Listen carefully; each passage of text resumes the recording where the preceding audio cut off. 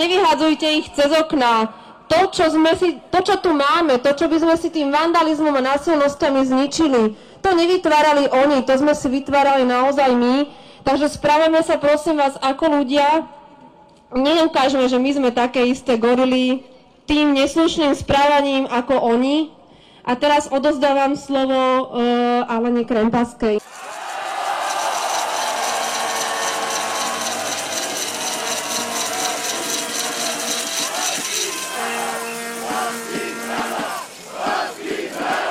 Vlasti zrada!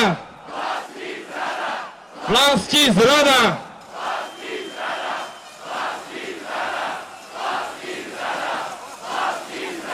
Vážené gorily,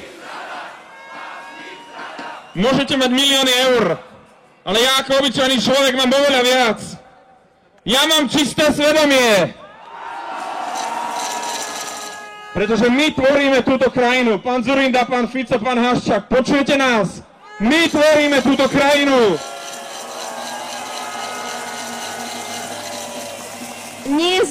Nie sme ako gorily a bude to zneužité a otočí sa to naozaj proti nám všetkým. Takže naozaj poprosím civilizovanie, ten hnev a zlosť sa dá civilizovane vyjadriť.